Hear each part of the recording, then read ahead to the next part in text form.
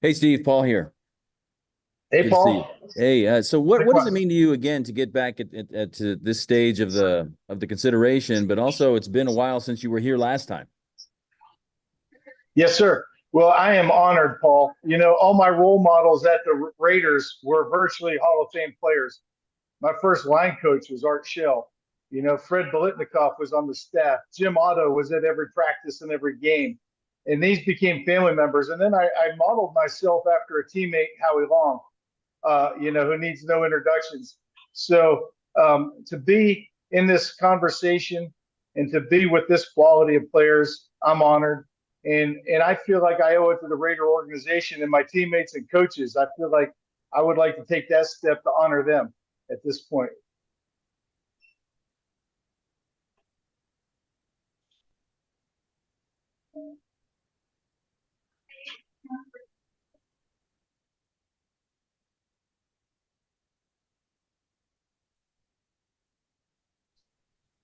Go ahead, Adam. You got a question? There we go. Yeah, I guess just what would this actually mean to you to get that call? Well, it would just be a culmination of a career's effort. You know, from the first time I stepped into the Raider locker room, I was surrounded by, Marcus Allen and Bo Jackson and Howie Long, and I can go down the list. And the great players that I played with, I idolized them. Even my coach, Art Shell, like I tried to pick his brain. Jim Otto, as I said. Gene Upshaw back then, God rest his soul, was often around the facility. And I tried to emulate what they put on the field. And for me to receive this honor, I wouldn't point inward. I'd be pointing outward and just to fulfill part of that Raider legacy. I think is very important. I'd be thrilled. I'd be honored. And I feel like it'd be an exclamation and a job well done. Hey, Steve, we've talked about this before, and we talked about it with Lincoln Kennedy when we were doing the book a couple of years ago. And I believe Link asked you when you were playing, you had that title of being one of, if not the dirtiest players in the game, but that you didn't really care for that title, but yet you wore it as a badge of honor too. How did you use that as kind of a, I don't know, kind of motivation going forward when you were on the field? Yes, sir. I never saw myself as a dirty player. And to give some illustrations of that, after the game, I'd kneel down on the 50-yard line with any other player who wanted to. I'd shake hands. No player was ever carted off the field at any level, high school, college, or pros, that played against me. So there was no devastating injury that I ever caused another player. And I did play, though, with a defensive mindset. My older brother, Leo, was a defensive tackle and the state championship heavyweight wrestler at Penn State. And I just idolized him. I idolized Matt Millen, friend of Leo's, a teammate of mine at one point. And then Howie Long was a real role model.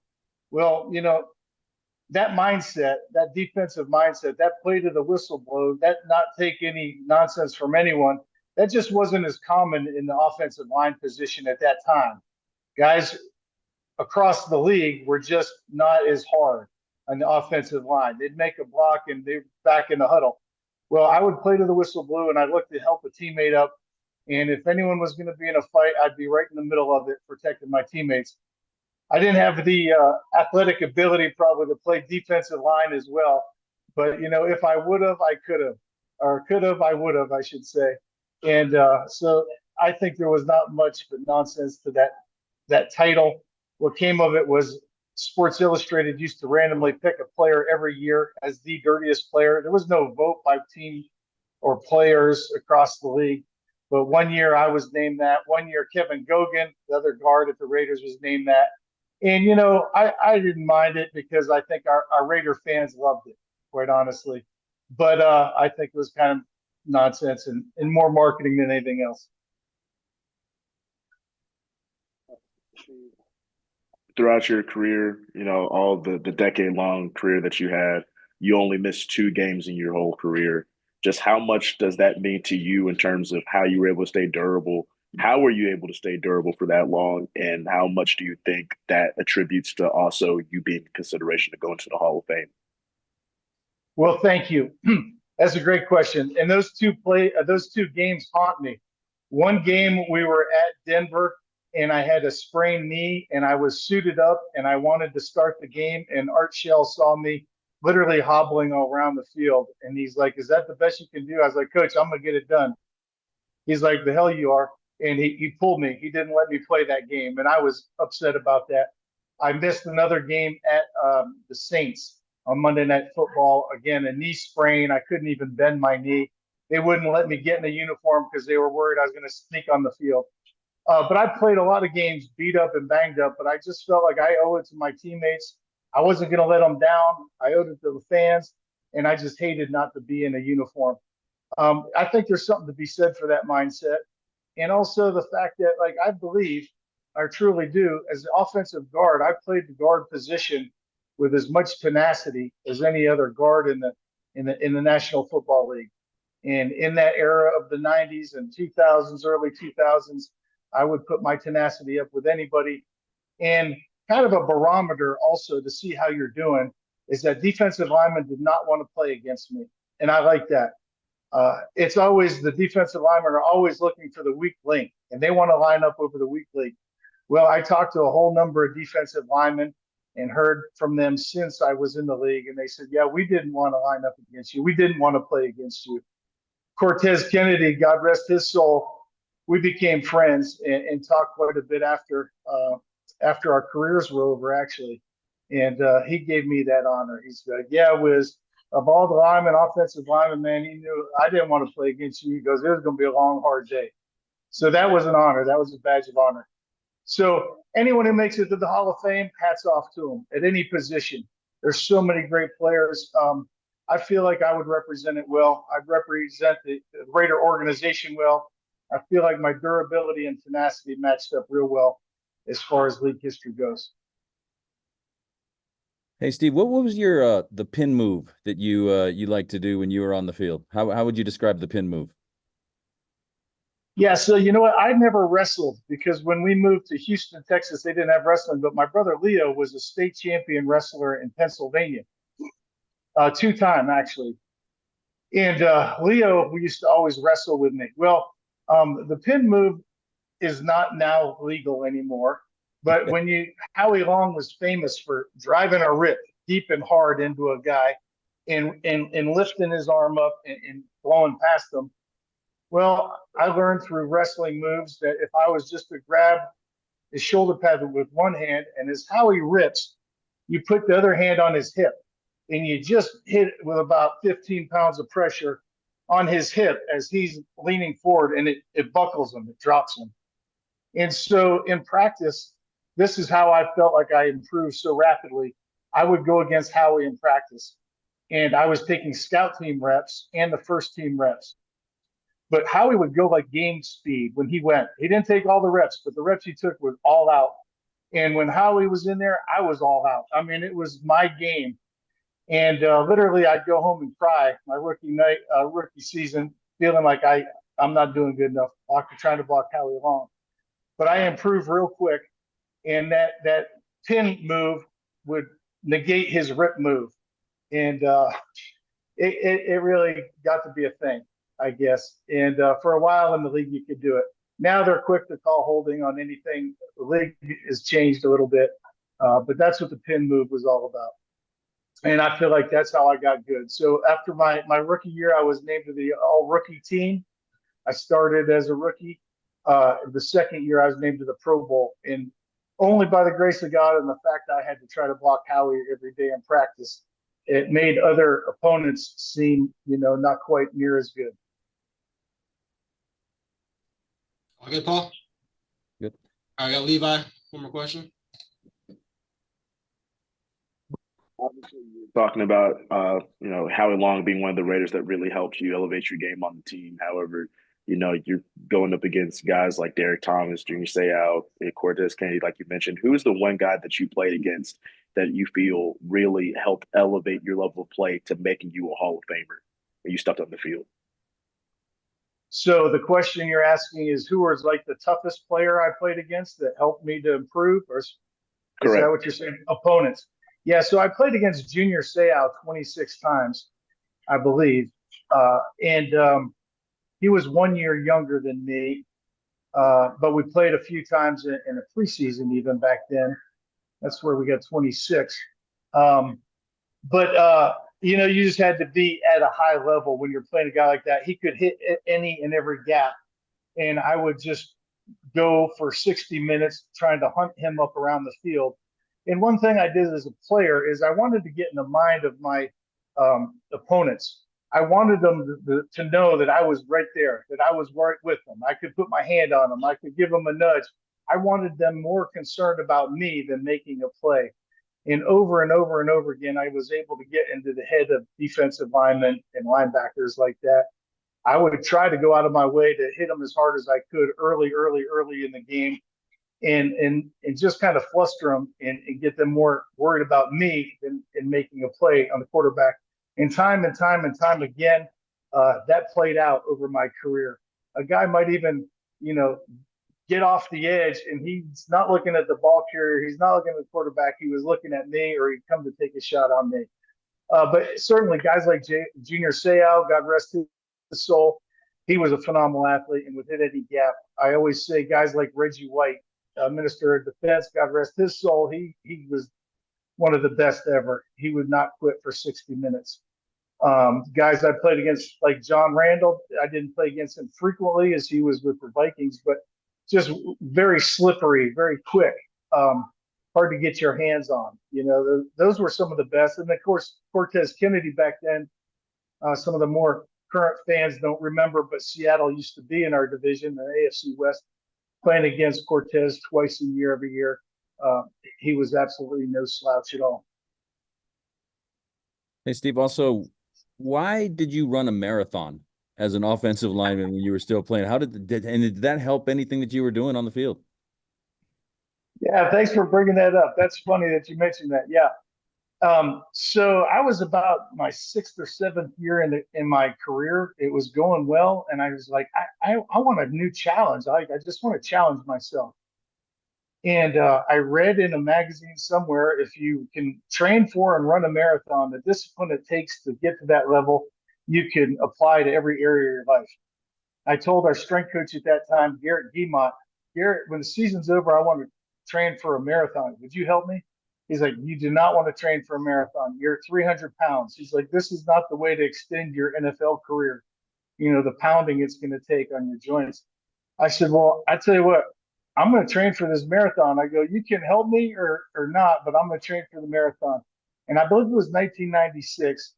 I did every single off-season workout that the Raiders had. I didn't miss a single off-season workout there in Alameda. And then I hit every single marathon workout for 4.5 months. I ran a marathon with Garrett, actually, in Olympia, Washington on May 18th. And we picked that date just because it would give me time to get it done and then gain some weight before training camp. And it was one of the best feelings I've ever had. I remember my wife at the time told me the night before I called home, I was like, I'm here, I'm feeling good. She's like, well, don't push yourself, honey. Like, you got nothing to prove. If you don't feel good, don't finish. Don't worry about it. And I just blurted out. I said, if I don't finish this race, I'm not coming home. I said, I will crawl across this line if I have to. And it was just that mindset, like, I am not going to be held back. And sure enough, I ran that marathon in 4 hours and 33 minutes, I believe. And, didn't set any records, but I had a smile on my face. I felt good. I finished across the line, and I felt like I truly, truly accomplished something great. I mean, I don't know that any other offensive lineman in the history of the league, as a current lineman, would do a marathon. And I slimmed down from like 305 to, I believe, 275 on race day. And when I was around the Raider facility for all those Raider workouts, I was wearing 2 or 3 T-shirts and a sweatshirt so people wouldn't realize how skinny I was getting. You could see it in my face. And guys were teasing me that I looked like a linebacker. But it was just something to challenge myself. And certainly it helped. That conditioning really paid off during the season, just feeling like I could run for 60 minutes. And again, that just wasn't typical of an offensive lineman at that time. That's just unheard of that I know of. So that answers that for you. We got one final question from Adam.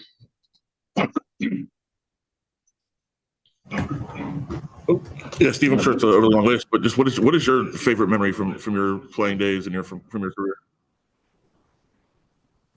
You know, so many. I hate to even pick out one memory, honestly, but I was blessed to be around so many great players and Hall of Fame players and great coaches and had so many good relationships. I love John Gruden. John Gruden, we had so much fun under John Gruden, and he's still a friend to this day. If I text him, he's one of those guys who'll text you back in 35 seconds, and he'll be like, "Wiz, I love you. How you doing, man? How you doing?" Well, one special memory, and I'm going to botch what year this is. I'm kind of blurry on years, but we played at Kansas City Chiefs, and always playing at Kansas City is difficult. You know, back then they had Marty Schottenheimer and the Raider hater rallies. I mean, it's just unheard of. You know, how much they hated and booed, and I always, you know, fed off of that kind of environment. I loved it. But one time we started the game at Kansas City down 17 points. It was like the first 5-6 minutes of the game. Everything that could go wrong went wrong, and we were down 17 points. And then we came back to win that game by 1 point. And I'm going to blank on the final score of that game. It was something like 41-39 to win at Arrowhead. And I just remember how much fun it was to start in such a hole and then to battle back with your teammates. And that was one of the best memories for me. Sadly, I never made it to the Super Bowl. Obviously, I retired 1 year before the Super Bowl. Wish I had continued there. Sad that we weren't able to bring one back for the Raider Nation. Howie was a role model of mine. He played 13 years. I played 13 years. He got out while he felt like he was at the top. In fact, when Howie retired, he was a Pro Bowl MVP, defensive MVP that year, which is pretty unheard of. And so I retired really playing well. Mr. Davis wanted me to continue. And I just felt like it made sense to go out while I still had something left in my tank. So I'm still, you know, doing well now in good health. And, you know, looking forward to the opportunity to carry on the tradition, be another in a long line of Raider great offensive lineman in the Hall of Fame. Last one, Paul. Yeah, I got one quick on Steve. So you said probably your best memory is that comeback win at Kansas City. Well, your last game was the Tuck Rule game. That couldn't have been a very good memory for you. But also the guy that benefited from that is now a Raider owner. I mean, how do you kind of wrap your mind around all of that? Isn't that crazy? You know, you got to be good to people because what goes around comes around. You never know what happens in life. Don't burn any bridges, right? None of us could have ever seen that Tom Brady would have a minority stake in the Raiders. But I don't hold any grudges at all. I just always look inward. I always thought, you know, we should have won that game at New England, but it was on the offense. We didn't get a first down when we needed a first down. You know, we had many chances to win that game. That one call, whether you like it or hate it, the Tuck Rule, that wasn't our only chance to win that game, you know. So, hey, life goes forward. I've always tried and I always put it out there for 60 minutes. Like I never played a game and then came back and felt like I had much more to give. It was going to stay on the field. And so I don't have any regrets over my NFL career. And just so very appreciative of the Raiders. When they call now, for example, oftentimes, you know, 2-3 times a year, they want me to do an appearance for a charity or do something. And they call, I'll say, yeah, I'll do it. Now, what exactly is it you want me to do? Like, where do I need to be? You know, I'll do it. And it's just because I'm so appreciative of the Raider organization and what they did for me. And I'm proud to represent them now. I'll be proud to represent them if I get that honor in Canton. All right, Steve, thank you very much for your time and congratulations. Hey, it's great talking with you guys. Yeah. Thank you. Have a good one. Thank you.